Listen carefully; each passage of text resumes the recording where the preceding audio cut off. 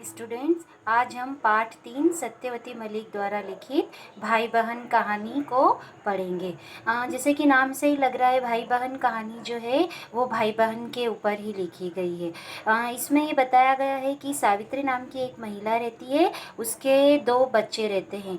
बड़ी जो लड़की रहती है उसका नाम निर्मला रहता है और छोटे भाई का नाम कमल रहता है। तो वो दोनों जो रहते हैं वो बहुत ज़्यादा झगड़ा करते रहते हैं, छोटी छोटी बात पर उनका झगड़ा चलता रहता है।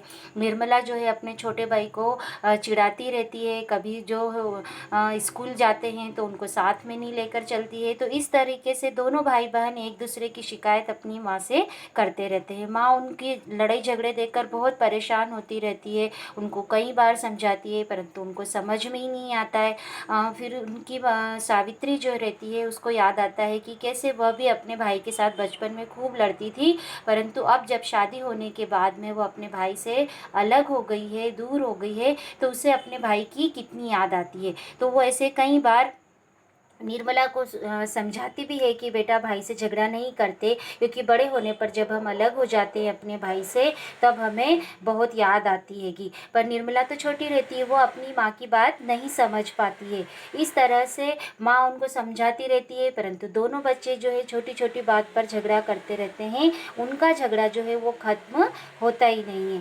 फिर एक बार ऐसा होता है कि उनके यहाँ पर मुहर्रम का जुलूस निकलने वाला होता है। तो जो कमल है वह अपनी माँ से जाके पूछता है कि क्या माँ हम सीता के घर पर जाके जुलूस देखकर आ जाएं।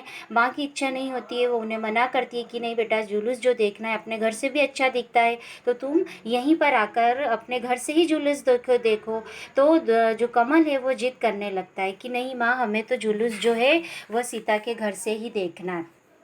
फिर हार कर माँ को उनको हाँ करना पड़ता है और दोनों बच्चे जो है वो जुलूस देखने के लिए सीता के घर पर चले जाते हैं। वहाँ पर जुलूस जब निकलता है बहुत भीड़ भाड़ रहती है जुलूस में।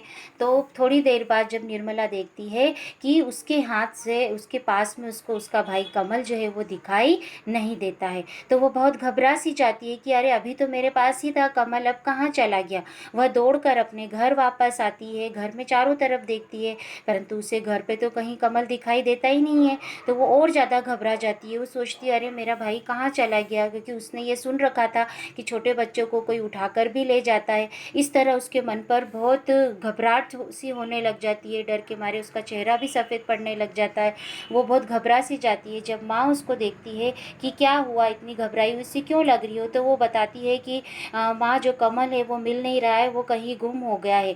परंतु जब माँ जो है वो समझती है कि अरे कमल तो बहुत डरपोक है, वो अपने घर से दूर कहीं भी नहीं जाएगा, वो जहाँ पर है वो वहीं रहेगा, अगर कहीं नहीं तो किसी दुकान पर जाकर बैठकर और जुलूस देख रहा होगा। परंतु जो निर्मला है वो बहुत घबराई हुई सी रहती है, उसको चैन नहीं मिलता है। बार बार वो कभी बाहर आकर देखती है, कभी इधर आकर देखती है, परंतु उसको कमल तो कहीं दिखाई नहीं देता है। पर उसकी घबराहट देखकर जो सावित्री है वह भी आश्चर्यचकित रह जाती है कि देखो अभी तक तो ये दोनों कितने लड़ते थे, परंतु उसके सामने अपने भाई को सामने न देखकर इसको कितना ज़्यादा दुख हो रहा है।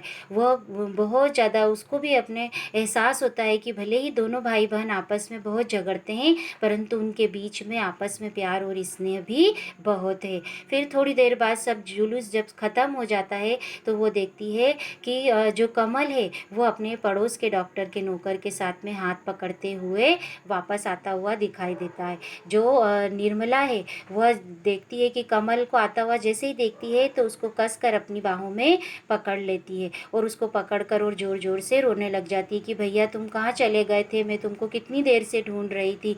अब ये सब देखकर जो सावित्री का हृदय भी जो है वो बहुत भर जाता है। वह देखती है कि देखो मैं दोनों को देखती थी इतना आपस में लड़ते थे, पर दोनों को भाई बहन में कितना आपस में प्रेम है। तो फिर सावित्री भी कमल से पूछती है कि बेटा तुम कहाँ चले गए थे, देखो तुम्हारी दीदी तुम्हारे कितनी चिंता कर रही थी। फिर उसके बाद में कमल बोलता है कि तो क्या मैं नहीं रोया था, मुझे भी तो अपनी दीदी की बहुत याद आ रही थी। तो इस तरह से ये कहानी ख़त्म होती है। इस कहानी से हमें यह शिक्षा मिलती है कि हमें अपने भाई बहन से झगड़ा नहीं करना चाहिए।